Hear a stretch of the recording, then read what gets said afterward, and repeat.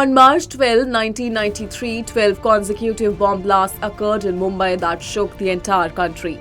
These blasts targeted Hindu-dominated areas of Mumbai. The attacks resulted in the death of 257 people with over 700 injured.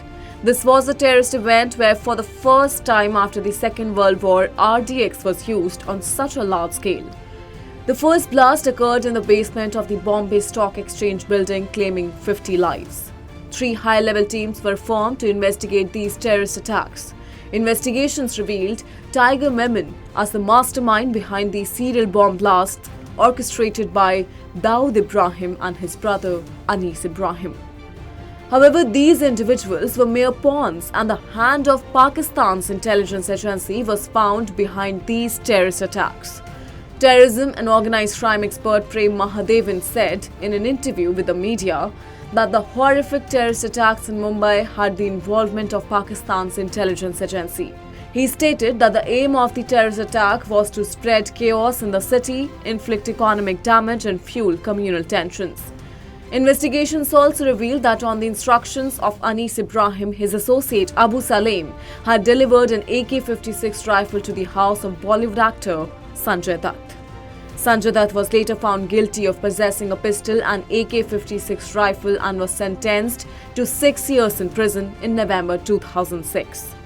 The Supreme Court upheld the sentence in 2013 but reduced it to 5 years.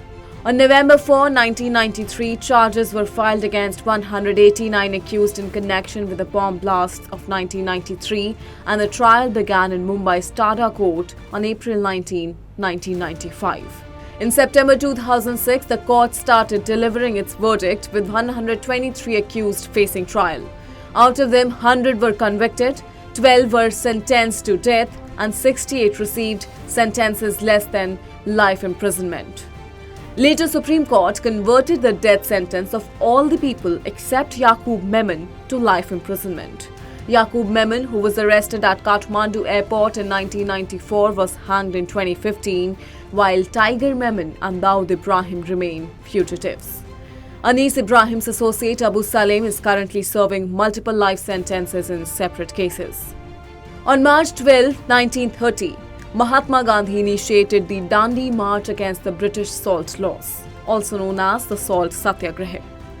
Gandhi commenced the march from the Sabarmati Ashram and reached Dandi on April 6, 1930, where he personally broke the salt law by collecting salt from the seashore. He reached Dandi after travelling about 390 kilometers under the black laws made by the British government. The British government had a monopoly on things like tea, cloth and even salt. British government arrested 60,000 Indians in response. This event sparked the civil disobedience movement, and on May 5, 1930, Mahatma Gandhi was also arrested by the British government. He was released from jail in January 1931 after reaching a compromise known as the Gandhi-Irwin Pact with Viceroy Lord Irwin.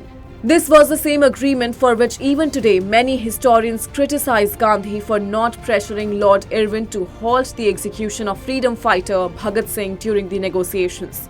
According to historians, when this agreement was made between M.K. Gandhi and Viceroy Irwin, if Gandhi wanted, he could have put pressure on the Viceroy to stop the hanging of freedom fighter Bhagat Singh, but he did not do so. Under this agreement between the two, on March 5, 1931, it was decided to release all the revolutionaries caught while fighting non-violently. Also, Indians got the right to make salt on the seashore. On March 12, 1992, Mauritius became a republic. The history of Mauritius is quite complex. It is believed that Mauritius was first discovered by Arab sailors in the 9th century, naming it Dina Arobi. Then the Portuguese came here in the beginning of the 16th century, but they also did not settle here. In 1507, Portuguese sailors set up a base here and then left, after which Mauritius was occupied by the French from 1710 to 1810. Then in the Napoleon War, the French used Mauritius to attack British ships. The Dutch were the first people to settle in Mauritius in 1598. The Dutch lived here until 1710, but due to frequent storms and epidemics, they left. Then in 1968, Mauritius achieved independence, and in 1992, the country became a republic. Sir Veeraswamy Ringadu, the last Governor General of Mauritius, was the first president. Currently, Mauritius is headed by Prithviraj Singh Rupan and the Prime Minister is Praveen Jugnauth.